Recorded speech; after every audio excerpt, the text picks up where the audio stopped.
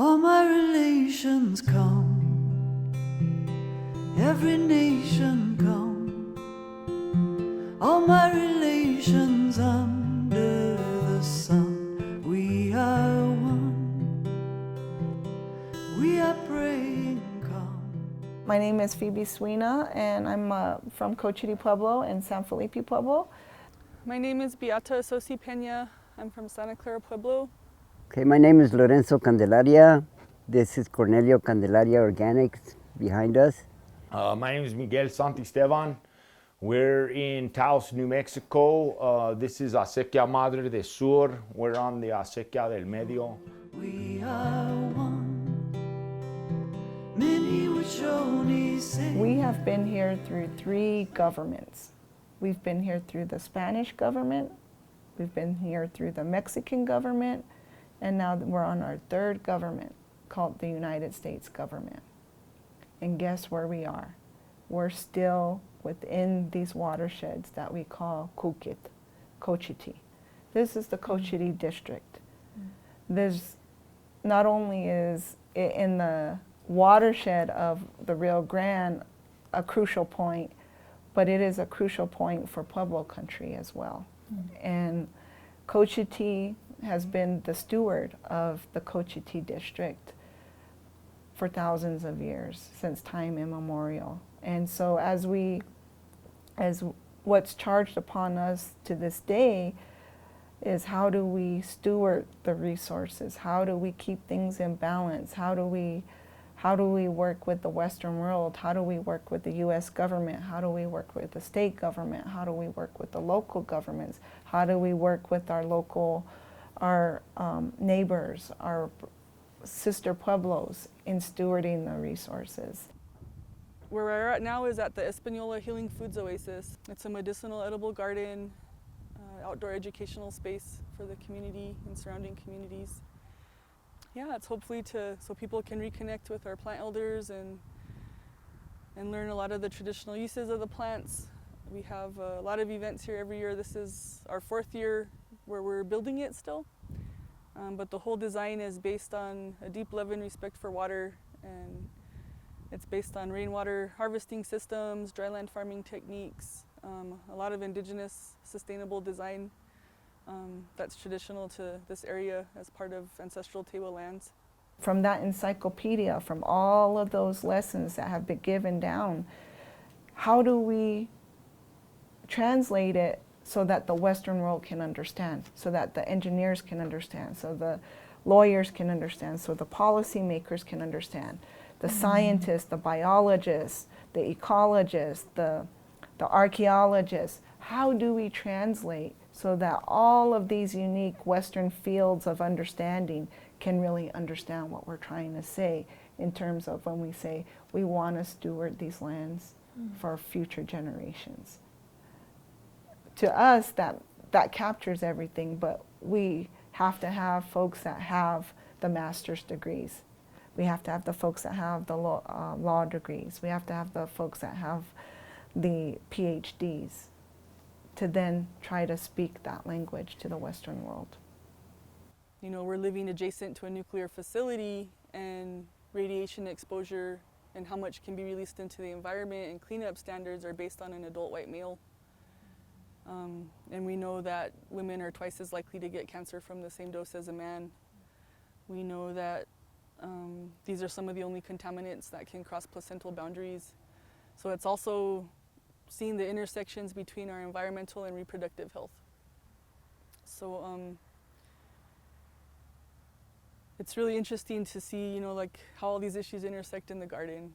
And the garden really is a place where all of these things come together, and where the truth can be told about them and how we address these things. So when talking about the environmental violence in our communities, it's really good to have these spaces to show, like, well, what can we do to make sure our bodies are as healthy as possible, to make sure that we're learning about micro and bioremediation, things that we can do in our own backyard if we have concerns, things that we can do to preserve and conserve and develop that respect for water and teach our children about that respect for water, things that we can do to promote this is what a collaborative system looks like. And this is what we need to model our society off of, and teaching that to the young people. Pueblos were the first engineers, we were the first hydrologists, we were the first architects, we were the first biologists, we were the first meteorologists, we were the first scientists within this landscape. Granted, they didn't have a degree to show it, but they had the data, they had the information, and they used it to make sure that the people were safe wherever they put the pueblos. And to me, that again gave me another data point to share with the Western world that we were the first scientists, we were the first engineers, we were the first astronomers on this landscape and architects. So behind me is some swale and rock work, and this is an ancient technique. If you go to any of the mountaintops here to the big top of our watersheds, you'll see that the Tewa peoples, that our ancestors did the same exact work in some of our ancient gardens. And that rock work is still there and still doing its job. And all these thousands of years later. So this is based off indigenous science and technology and engineering. That construction project of the dam, I think, was one of the critical times in our Cochiti history when we were faced with, okay, we really got to figure out and consider how do we manage, how do we also continue to ensure that the water still flows. It's not that the water flows from point A to point B, or that 1,000 cubic feet flows from point A to point B. It's not about water quantity, it's not just about water quality, but it's about the whole ecosystem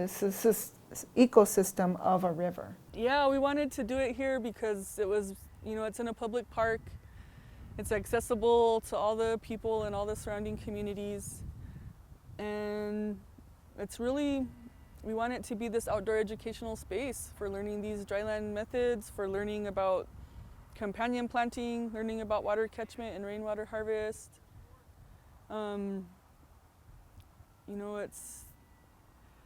This was our, I think as humans, this is our classroom. This is how we evolved to move and interact with our environment.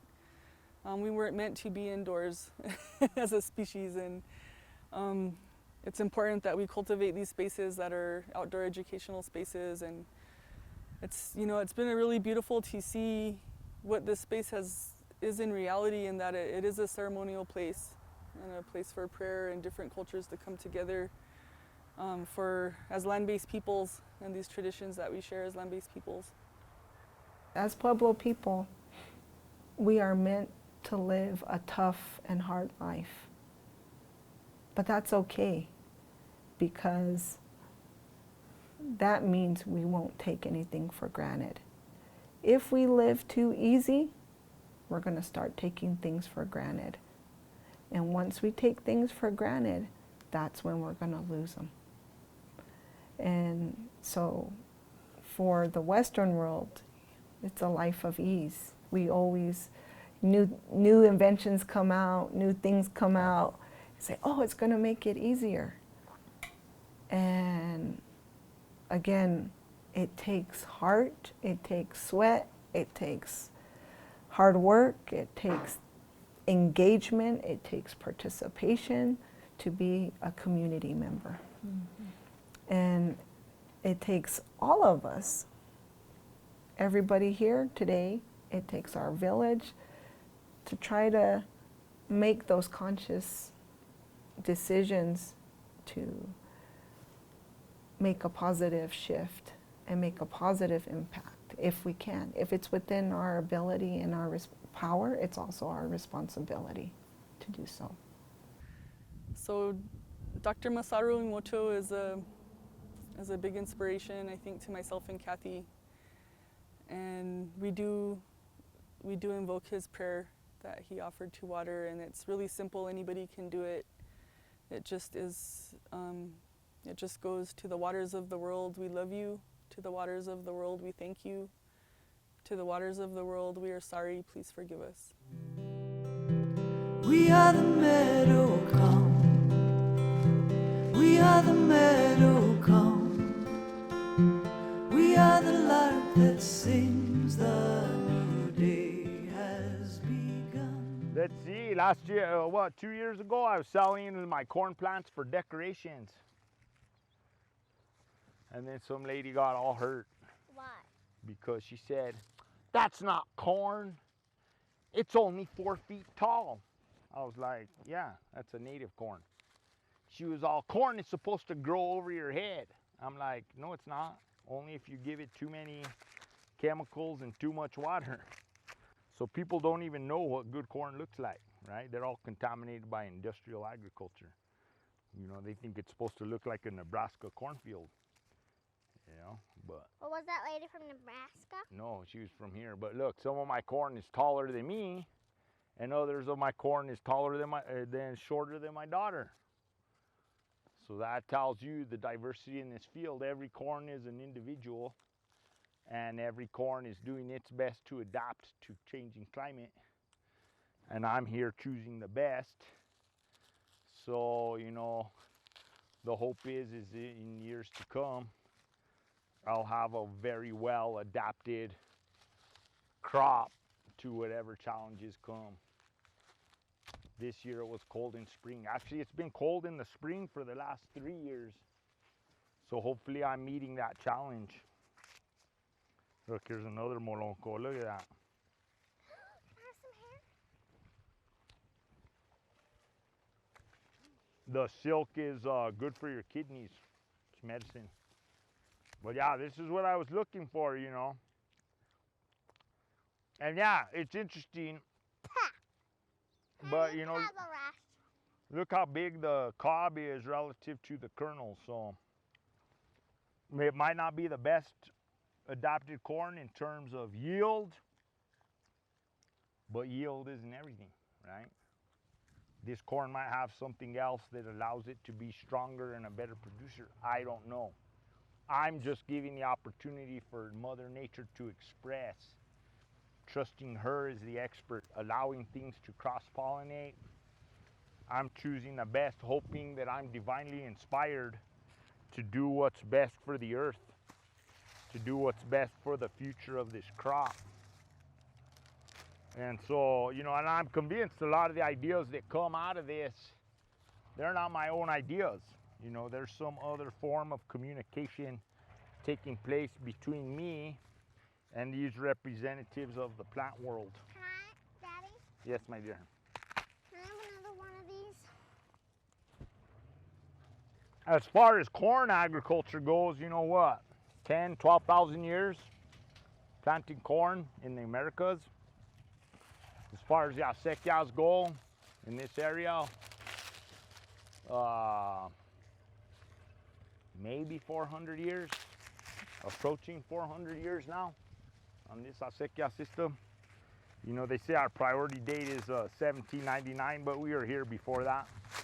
There's some people in this community who say we were here before the Pueblo Revolt with this acequia. So that would give us a date of 1680. And, you know, my ancestors were on the original land grant here. So, you know, I took a break. My generation took a break. My mom didn't have anything to do with farming, neither did my grandparents. You know, I took it back on, and you know, my grandfather had this land in production, but all this was an alfalfa field, and he had a small garden on the west side, you know.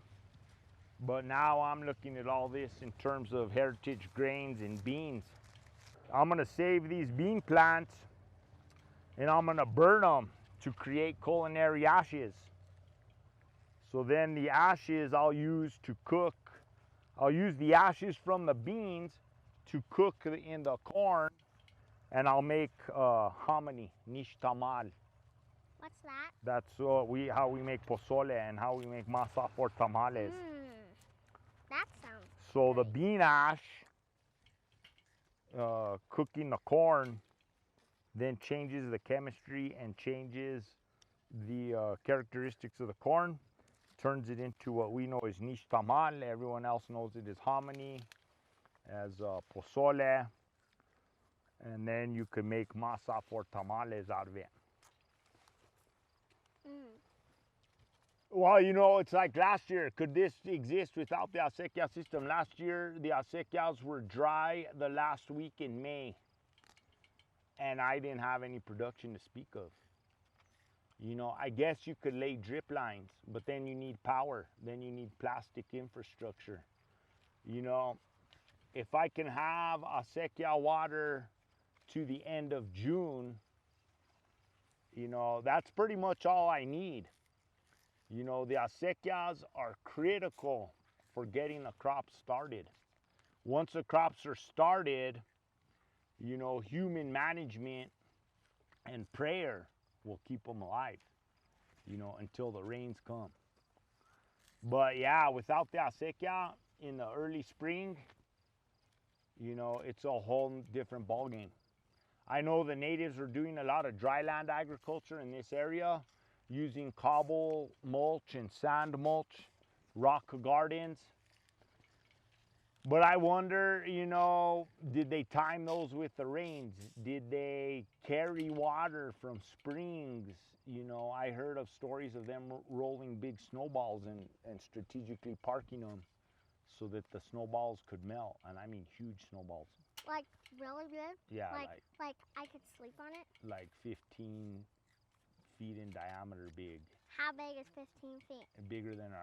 Taller than our house. But you know, I heard the entire pueblo was rolling these snowballs on the mesa tops, and then they would cut branches and they would shade. Should I start? They would shade the south side to keep that snowball frozen. So there'll be other ways for us to trap water, maybe. But man, I hope we don't have to adapt in that way. You know, I hope we can keep the acequias, and even if they go dry at the end of May, you know, I can adjust the crop types. The corn can't freeze, right? The corn will not germinate in a cold spring, and it needs 90 days. So if I can't grow corn, that's a hit. That hurts. You know, the good news is I could still grow winter wheat, I believe. I could still grow rye. I could grow buckwheat, and I could grow the frost and drought tolerant legumes. Peas, alverjon, Yum. habas, fava beans, lentejas, lentils, and garbanzos, garbanzo beans, chickpeas. So those 4 crops are frost tolerant and drought tolerant. So I'm planting those crops before the acequias are even running. So then if I can run the acequia on them to get them germinated, get them started, and then I run out of water, hey, I can still have an agricultural livelihood and good yields. But without the acequia, it's going to get increasingly more difficult to do that. So hopefully we have winters, you know, to where I can at least irrigate my corn once or twice. You know, I was able to document an elder telling me about corn, and he tells me, el maíz no más ocupa una riega. The corn only needs 1 irrigation. Okay, that was pre-climate change context. So now I need at least 2 or 3 irrigations, I would say. So if I could get at least 2 or 3 weeks of water, which means water once a week, after I plant at the end of May, I think I can do it, right? I would argue that industrial agriculture does not understand corn the way traditional corn planters understand it. It doesn't need that much water. It doesn't need that much fertilizer. It's an excessive, you know, we're treating the corn the way we're treating ourselves, excessively, you know, overindulgence, excess. So, you know, the corn can teach us how abundant it can be even in times of scarcity. but people haven't given it that opportunity yet. So I'm trying to hold on to that original knowledge, pass it on to my children, you know, and hopefully if there's ever a food crisis, then we're positioned not only to share the knowledge, but to share seed, you know, and to make sure that we don't have to suffer unnecessarily. You know, a lot of people come over here and they say, oh my gosh, it's so beautiful and cultural over there. You know, I need to move over there. But then what happens is we're getting gentrified. And it's getting harder and harder for us to afford living here.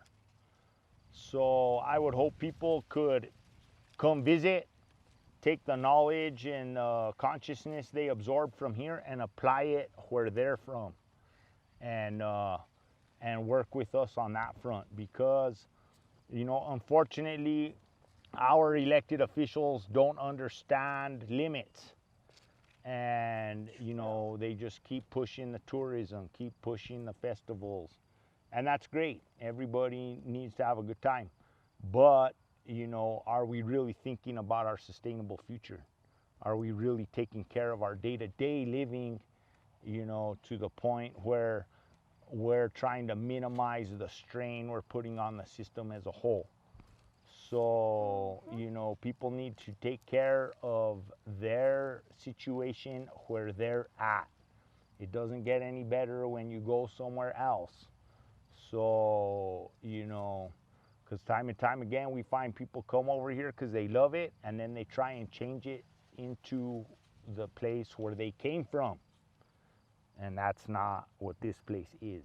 This place is already a place in its own right, with people who live here and love it, and we need to keep it that way so it can, you know, so things like this can survive, you know. So acequias can survive, because then the more people who come here, the more buildings we have to make, and then sometimes to make room we have to build on top of the acequias, which means no acequias, which means no this. Exactly. Way oh, way oh, way ah, way oh, way oh. Buenos dias, my name is Lorenzo Candelaria. This is Cornelio Candelaria Organics. I'm 7th generation Atrisco farmer.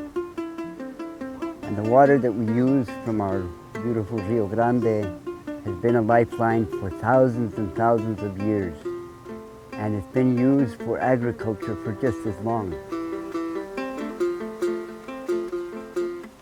These lands here that were at the foot of this hill became cobbles that were mixed with the sand from erosion off of the hill and the sediment of the river to create very, very fertile lands.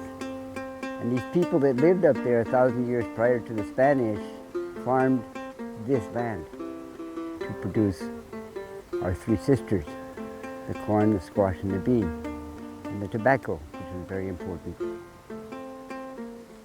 Mother Earth has been providing sustenance for humankind for that length of time, makes this soil sacred.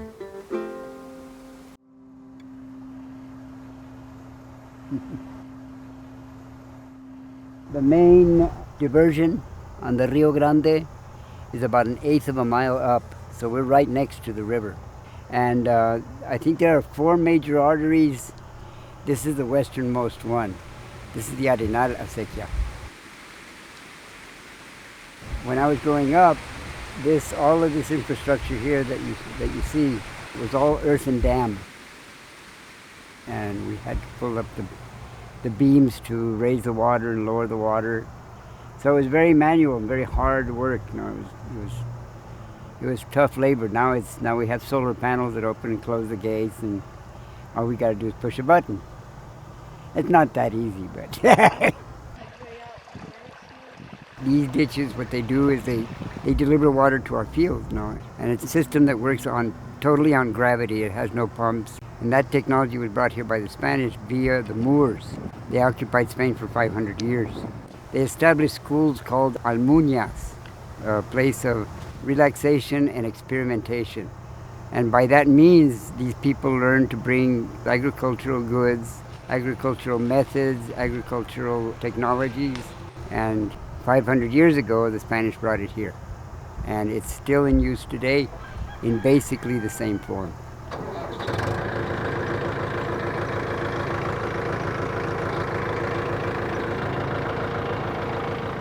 In the near future, I see problems in the fact that there are developments going up, way up in the desert where they want to pump water from the Rio Grande Basin, from the watershed. And there's no water here. This is the desert after all.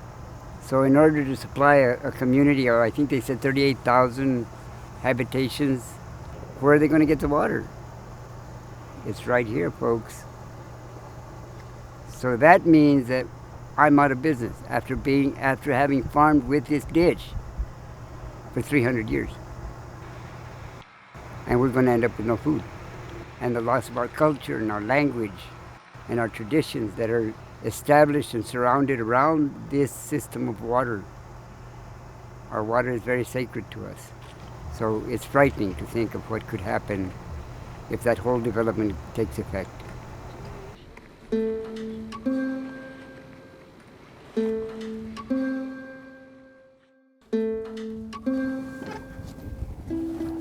Hi, my name is Anita Amstutz, and I started a nonprofit called Think Like a Bee in 2015. Have you ever eaten these? Taste it.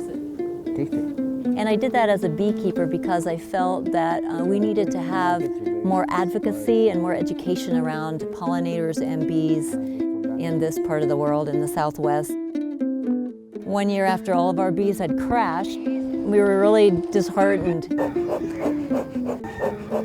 And that spring, Lorenzo noticed that there were bees coming in out of one of those old broken down hives.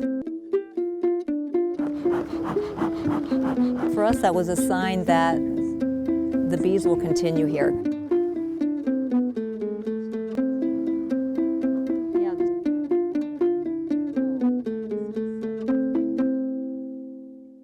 This one I'm not really sure we want to take much honey from because they're not putting any on top. Yeah, they're not putting any on top. This one has a little bit on top.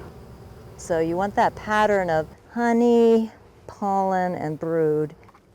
This is one of the most essential creatures that we have in our agriculture. And you can see what happens when monocropping takes place, where pesticides and chemical fertilizers are used, that the bee populations just don't make it. We douse our food systems and our environment with chemicals that bees are sensitive to, as we are.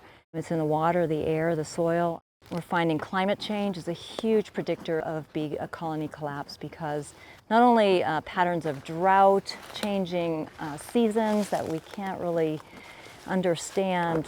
They might come out too early, they might eat their food too fast, the stores that they have saved up. The extreme heat here is just incredible. I mean, we have over 100 degrees in the summers now. Loss of habitat, that's also a huge indicator of bee colony collapse. They don't have a queen and her pheromones to kind of mellow out the hive and know that everything's okay and they're doing good. Actually, they have put honey in this top pouches of all of these, so that's pretty good. They're amazing creatures. Their method of communication is much, much more efficient than ours. Their vocabulary consists of one word, and that's survival. And so what do they need for survival? Water. Water.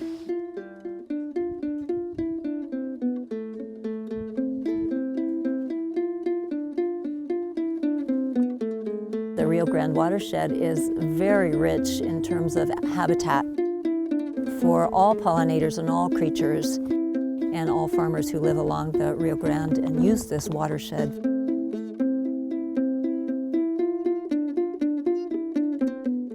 Their survival and our survival all depend on the water. If it's a low water year in the acequias and in the river, of course, the vegetation isn't as plentiful as it is on wetter years. This year, because we've had sufficient water, both on the bosque and in the ditches that crisscross the valley, the habitat has been able to flourish and feed the bees. They're getting slightly Aggravated. aggravated, yeah. Oh, you can see the luminous quality of this honey. Just glorious. Thank you, girls. We're grateful for letting us in and not stinging us today. Not one. They were so mellow today. That was just They were. really a pleasure to be tending them, and that's not always the case. It gets wild.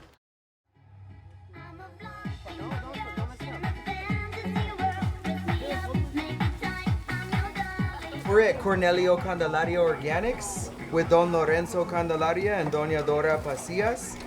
We are in the tent, washroom, fridge / kitchen area where we are making some fixings for some tacos to celebrate one of our compañeros' birthday, Mateo Carrasco. I've been facilitating young people working at this farm for the last 7 years or so.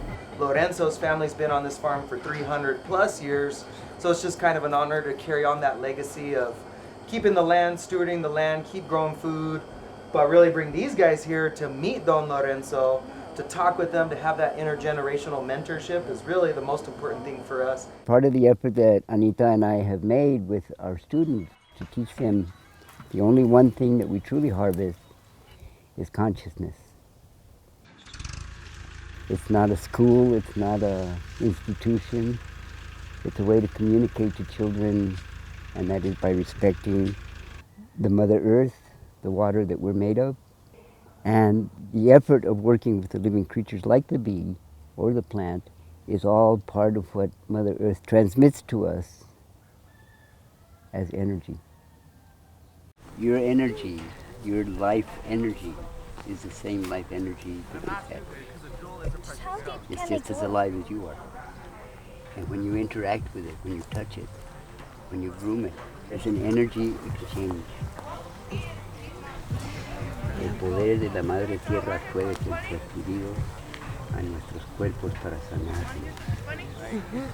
The older generations, our indigenous people, and our Chicano communities that have been growing food here for hundreds and hundreds of years with the acequias and with the community, we got to get back to it, because honestly those things were taken away from us. And so that's what we're really trying to do in the next couple years, try to solidify this farm as a historical, traditional agroecology center or a learning center, an almunia. And that's what Lorenzo really instilled in us. Is it's an ancient concept of experimentation through agriculture and agroecology, as well as a place of relaxation and healing for the community to come together. Sienta la energía. Oh yes, you're beautiful. I wasn't born on this farm. I was born on my grandmother's ranch. And my parents had returned from Oakland after my father was discharged from the service. That was during the Dust Bowl period of time where people were migrating through Albuquerque. And when they got here, this house was abandoned, so people squatted in it and left it in ruins. The house was not habitable, and my mother was pregnant with me. She went down to stay with my grandmother. Her pregnancy only lasted 7 months, and this was out in the middle of nowhere. It was 200 miles from nothing. The only amenities that my grandmother had on that farm were her horno de adobe and the windmill for water. Later on in life, I had an opportunity to speak with her about that experience. And she told me the love, the honor, the respect, and the duty that you have to your mother is the same as you should have for your Mother Earth, because it was from both wombs that I drew you into the light.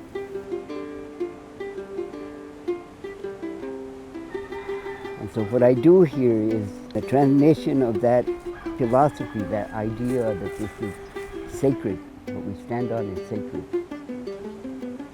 My very, very first contact with music was the water. How it registered in my mind and how it had cadence and rhythm. And so the earliest memories that I have of music are on the acequia. And the acequia is still a major part of my life, which is fascinating to me because of my age, that I've been doing this for this length of time. and still enjoying it, and still hearing the music in the water, and still feeling the energy in the earth and tasting the goodness of what it produces. So I'm a very happy man at this stage in life because I've always done what I want to do, and I'm very happy doing it. All my relations come, every nation come, all my relations under the sun. We are one, we are praying come, we are praying come. We are the song and we are the drum. We are one, we are the